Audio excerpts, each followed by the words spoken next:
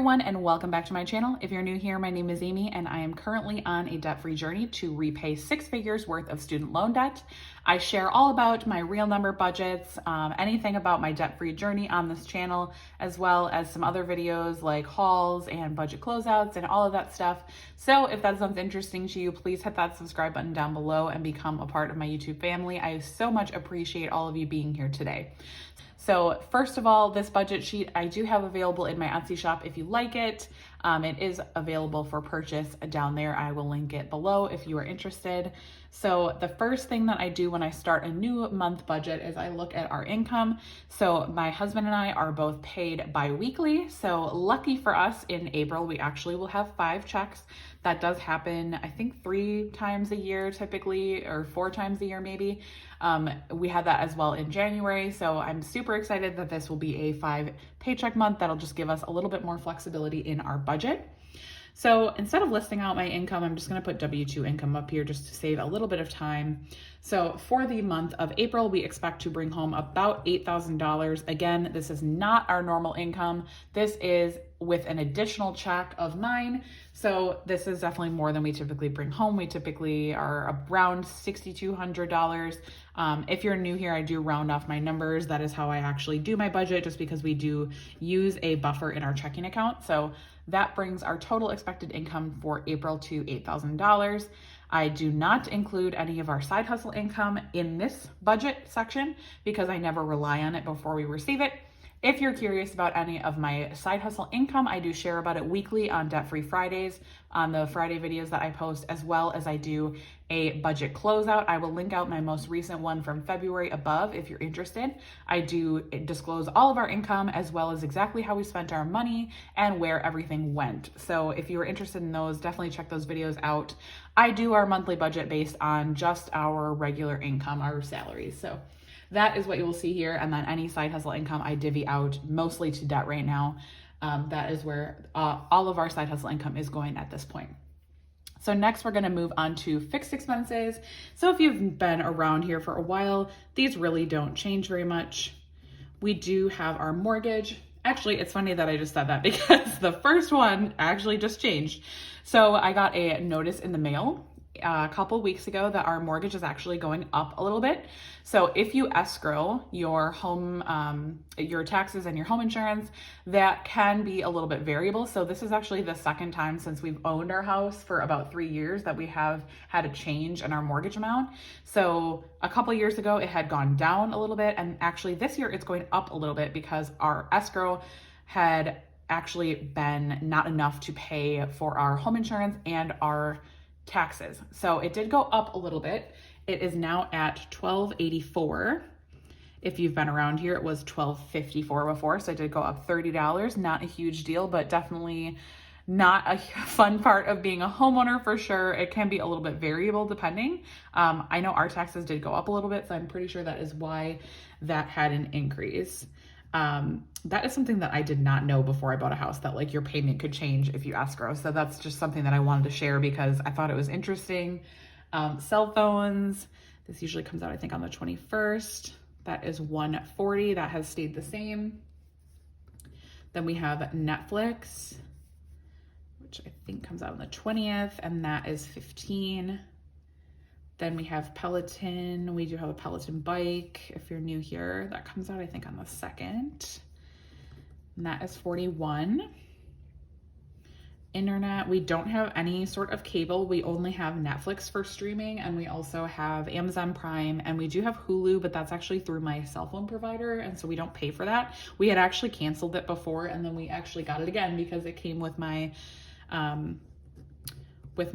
So I thought that was kind of cool. We had canceled it and then re-got it again because it was free. Our internet is stagnant at 60.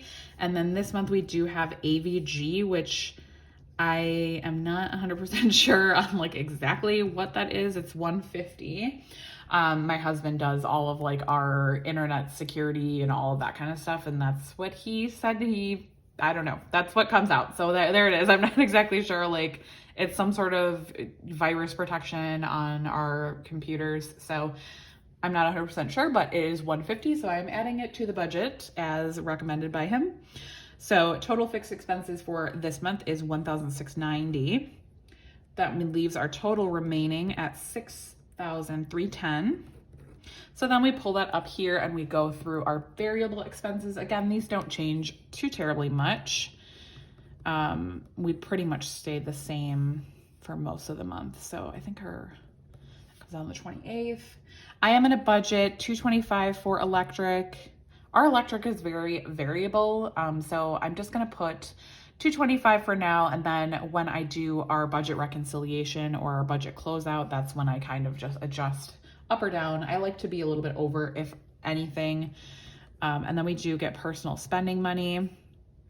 If you are new to budgeting, I would highly recommend that you implement personal spending because it has saved us so much. Just it really like helps me maintain my motivation. So if I don't have personal spending money, I find myself going over budget in other areas, but by giving myself even just $50 a month, it really helps me because that $50 a month is $50 that I don't have to track. I take that money and I spend it on whatever I want without guilt, without having to feel like I need to track every single penny. And even though it's only $50, it has really saved us. There has been months prior that we did not take spending money and I always feel a difference. So as simple as it is, $100, $200, whatever you feel comfortable with or will make you happy, definitely take personal spending money. I think it's really important and something that I feel like a lot of people don't talk about. So gas, this is gas for our car. I'm gonna do 100. I thought about reducing this because we typically don't spend this much. However, our gas prices have been going up lately, so I am gonna just leave it at 100. And if we don't spend that, that's okay. We will reallocate it. And then groceries. This is groceries and household. We always do 500. We are a family of 4. So $500 for groceries. We do have a MISC category that we do 200. This is things like, random Amazon purchases, things for the kids, sports sign-up fees, things like that. Groceries and household is more things like paper towel and those kind of things I typically take out of our grocery and household budget. MISC is more for like, if we're going to a movie, which we haven't really been doing because of COVID, but you know what I mean? Like those kind of things, like fun things for the kids, things like that. So we do a lot, $200 for that. And then the last category we have here is dining out. We do 200 for dining out as well. So that brings our total variable expenses to 1,325. Oops. Someone told me I should get erasable pens. I really should.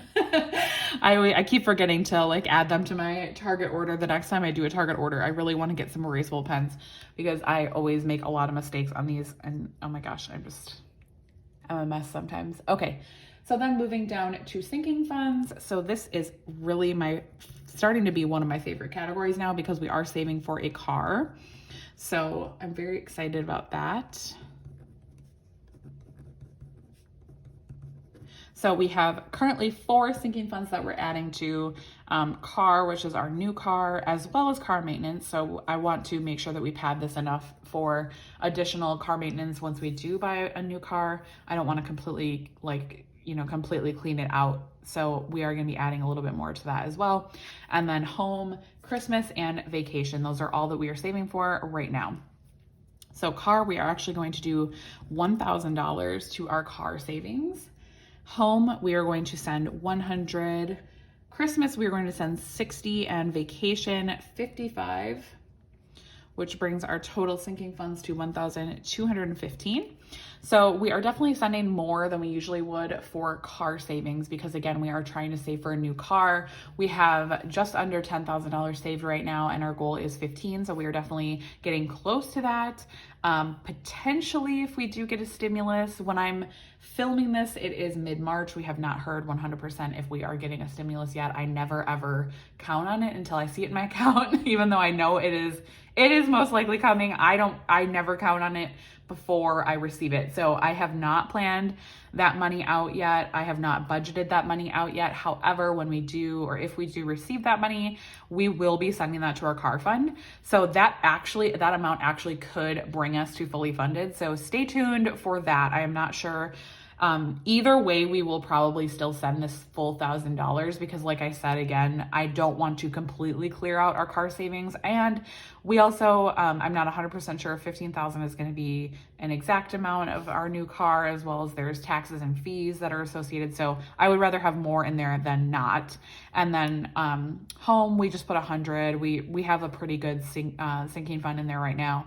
Christmas 60 and vacation 55. Vacation, again, we really aren't planning on doing any big vacations anytime soon because of COVID. So just throwing a little bit of extra money in there.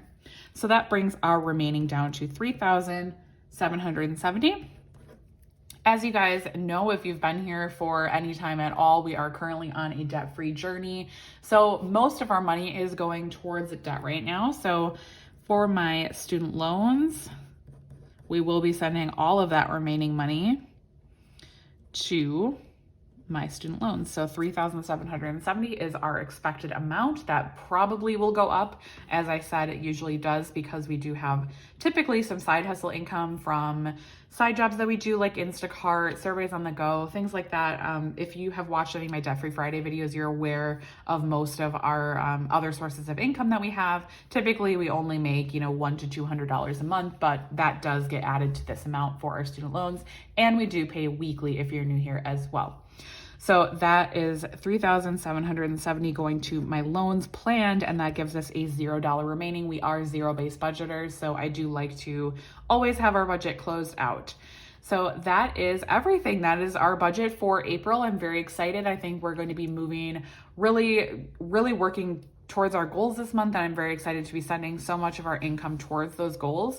I like to kind of look at how much we're sending to savings and debt, and we typically like to try to send more than 50% of our income to debt and savings. Definitely have done that. As you can see here, that is about 5,000 of it. So definitely more than 50% of our income is going towards our goals, which is definitely aligned to how we want to be spending our money. So definitely let me know in the comments down below, what goals are you working on right now? How is your April budget looking? Have you done your April budget? I know I do post these very early because I like to have the month planned ahead. And I also like to get these posted early because I know a lot of you guys enjoy watching these before you do your own budget. Maybe I can give you some ideas of what you might want to add in your budget or anything. So I do appreciate you guys so much for watching, and definitely stay tuned for my next video and hit that subscribe if you haven't already. Thank you guys so much, and I will talk to you in my next video. Bye.